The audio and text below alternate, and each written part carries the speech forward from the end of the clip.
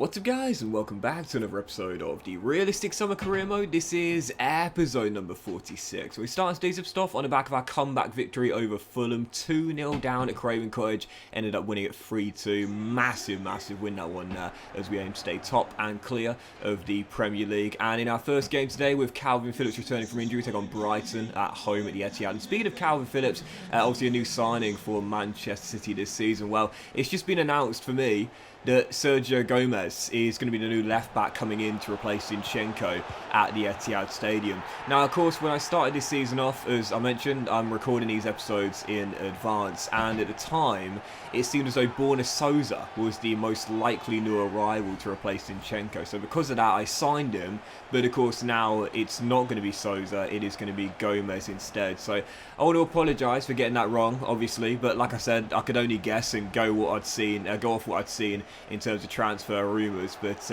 yeah, it's going to be Gomez that will come in from Anderlecht for, I believe, an initial fee of around £11 million, the young Spanish fullback in the Belgian Pro League. So yeah, it'll be Gomez instead of Souza, and of course what I'm going to do is, because I'm recording this commentary in advance, I've already played through the transfer window, I can't make any more transfers. What I'll do is at the end of the season or the start of next season, I'll sign Gomez and I'll try and send Souza somewhere to keep it as realistic as possible. Anyway, yeah, first game was indeed Brighton at the Etihad Stadium. I tell you what, man, I've got to start talking about this, man. Now, you'll know as much as I do, man. Like when you're doing a career mode save, when you're with a team, you know there's always one player for you that is like the star. Like he's your main guy, right? And obviously, you know, Haaland this season has been that guy. But there's always like that second man. I often talk about it, like every Batman needs a Robin, right? And this season, Bernardo Silva has been unbelievable for me, man. Like he scored 15 goals this season now. 2 goals coming in that game there against Brighton as we held on for a 2-1 victory. Thankfully, Haaland's injury was just a little knock, so he'd be okay for the following game against Wolves. But Bernardo Silva has been the Robin to Erling Haaland's Batman. 15 goals in the Premier League, averaging more than 1 in every 2 games. Dude's been unreal, and it's crazy how, like, I've never really discussed how important he is to me in this team, because as a playmaker, he's got a few assists, he's, you know, an amazing passer of the ball, as everyone knows, and speaking of, for the first goal in our second game today, where at Molineux against Wolves, he does get the assist for Haaland's goal. Robin assisting Batman, and I really do feel like in every team you need someone like that. Like, you have your main star, and for us that's Erling Haaland. 23 goals this season, well clear right now in the race for the Golden Boot for those curious, and still on course as things stand to set the new record and beat Salah's 32. But you need a regular and consistent second man option. Like, you need someone else who, you know, if your main guy isn't doing it for you, you got someone else that can take over. Like in that Brighton game, Haaland fired a blank, so Silva said, "Don't worry, Erling, I'll take over." Bagged the brace, we won the game 2-1. I really do feel like you always need that second man option. I'll always have one in my team, and this season it's been Bernardo Silva. What a fabulous player he is. He got the assist for our first goal and then got the assist for the second as well. Yeah, Wolves got back on level terms after Haaland scored the opener. Ederson with a rare howler. You don't see that very often, but Jack Grealish fired us back in front right before the break with another assist from Bernardo Silva. Haaland's been my player of the year this season, no doubt about that, but Silva's been so integral for me when Haaland's not firing on all cylinders. So leading the game by a goal. Wolves made us a really good clash start, I've got to be honest. This is a really tough game. It hit the post with about 15 minutes to go. We were still leading by 1, desperately trying to hold on for another 3 points here with 12 minutes to go. Foden finds KDB across to James McAtee, the youngster off the bench, who makes it 3-1, and that would wrap it up. You know, Man City got some incredible players, you know, some amazing star talent, and sometimes you look at their youngsters and think, how are they going to get in the team with all the star quality currently there, you know? But Phil Foden has done it, you know, so there's no reason why, you know, the likes of a McAtee or a Cole Palmer, he's probably one of the best young talents they've got, you know, can't do it in the future. It's definitely going to be, you know, a chance for them to do so. Phil Foden, of course, a generational talent, a little bit different, but even so, I really do wonder, you know, under Guardiola, just how many chances they're going to get. You look at someone like Totti and Adebayo, for example, you know, great young centre-half, and he got loaned out to Blackburn Rovers, now at Fulham, helping him get promoted back to the Premier League, you know. Obviously, sometimes those players have got to leave and then sometimes could come back in later years for Manchester City. I just wonder whether the likes of, again, Cole Palmer or McAtee, for example, there's quite a few really good youngsters out of the Man City Academy. You just wonder whether the right thing for them to do at this current age, you know, they're still very young. There's still chances for them to get more minutes, more involvement, more first team action in the Guardiola era, but you wonder whether maybe they might want to take a leap out of Tosin Adarabioyo's book. You know, go elsewhere, try and make your mark elsewhere, and yeah, who knows? Maybe come back in a few years' time. Even so, McAtee scored a dagger in that game, 3-1, and for the following game, now this was an interesting one. FA Cup, last 16. Championship, struggling right now. Luton Town away at Kenilworth Road, facing the Hatters. I thought, okay, banker, we're going to go through to the quarterfinals. How wrong was I?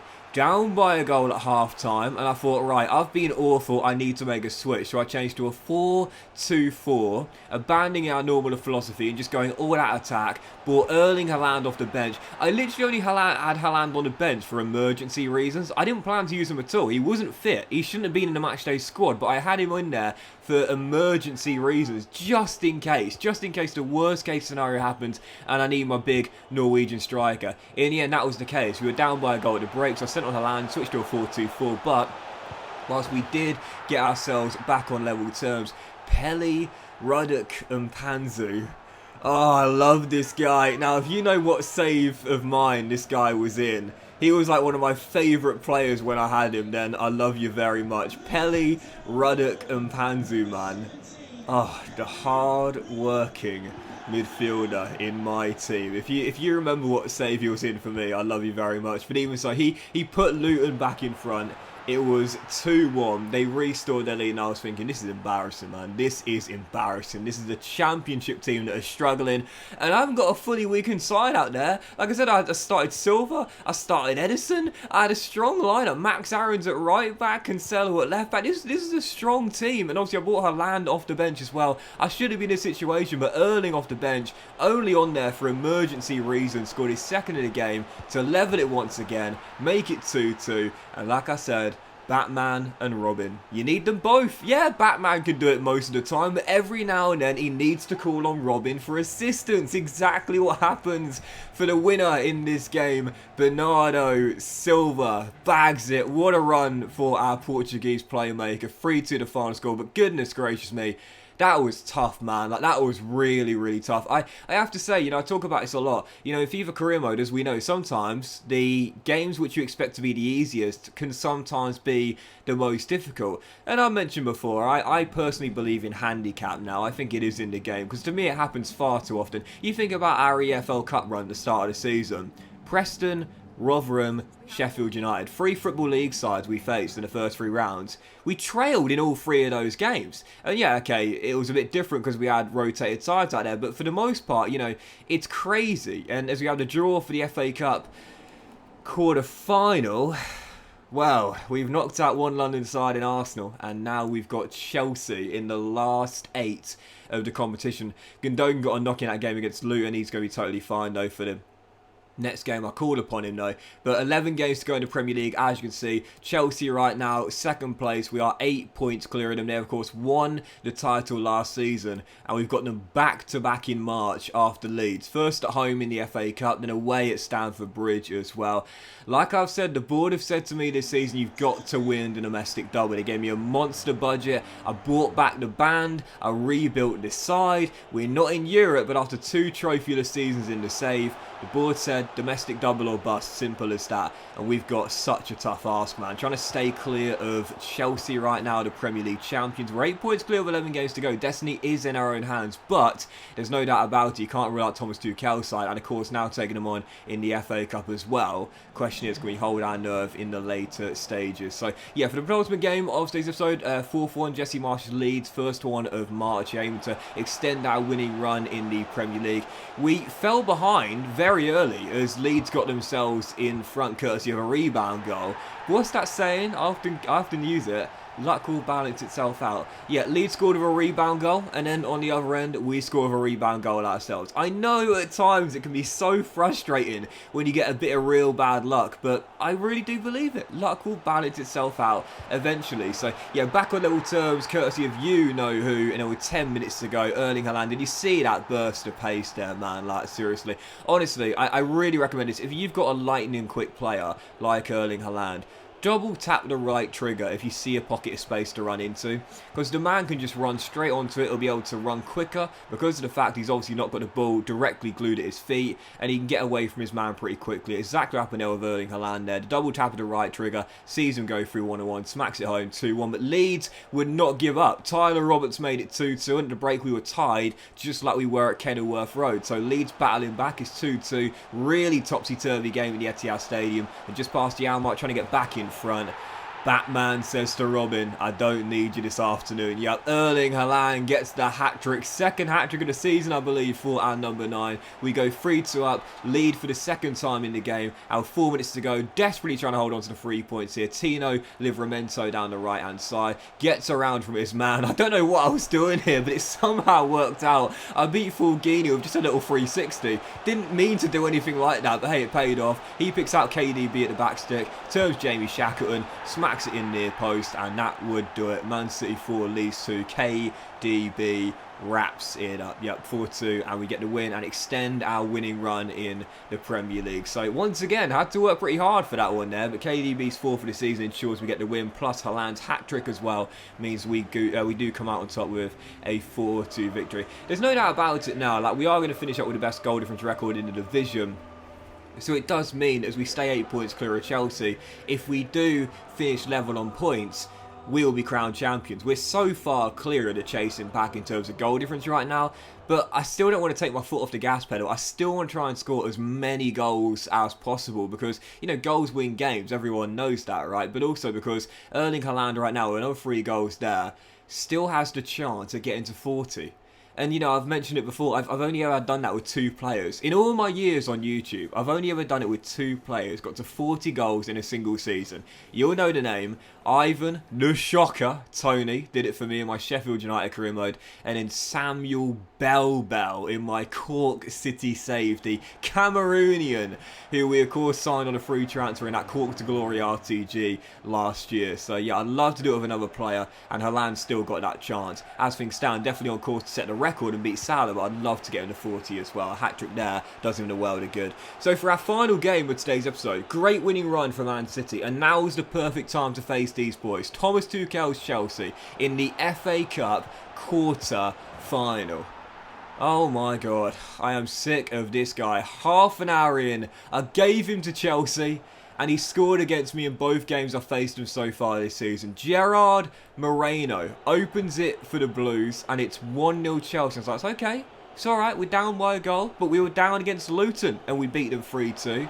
Well, 41 minutes into the game as Kai Havertz turns Aymeric Laporte inside out. Great little first time through ball by Gerard Moreno. Picks out the former Leicester midfielder N'Golo Kante. Universally loved by all football fans. And at the break, I'm down by 2. And unlike against Luton, I just couldn't create any chance at all. Yep, Chelsea played lock-down defence. I had to resort to long-range efforts. Bernardo Silva went close late on, but couldn't squeeze it between the posts, and that would do it. I'd imagine everyone thought I'd win a domestic double this year with Man City. That was definitely my minimum expectation, and the chance is now gone. Dumped out of the EFL Cup earlier this season in the quarterfinals, dumped out of the FA Cup in the quarterfinals as well, and I talked about it recently in a recent episode. I feel as though if I wouldn't win domestic double this year, I'd be out the door. Yep, if I get the Premier League, which as things stand, we're still firm favourites to do so, the board might want to keep me on, but we're asked to win the FA Cup and we'd be knocked out of the quarterfinals. How we made it through we'd have Spurs. That's a London derby. There is Crystal Palace face Aston Villa in another semi-final. Can you imagine if Crystal Palace win the FA Cup and I left them in the summer? But there it is. One of my 2 critical objectives has been failed massively. We're still 8 points clear of Chelsea with 10 games to go and have the far superior goals record as well. Destiny firmly in our own hands, but after our unbeaten run ended by Chelsea and it dumps out the FA Cup as well, we got them again at Stamford Bridge. Lose that game, they'll cut it to 5 and I will be feeling the pressure like crazy. 2 trophies gone, there's only 1 left. But that will end today's episode of the Realistic Summer Career Mode, guys. Big thank you for watching. Hope you have enjoyed. If you have, please like. Much love to you all. Have a fantastic day and I'll see you for the next episode of the Realistic Summer Career Mode very soon.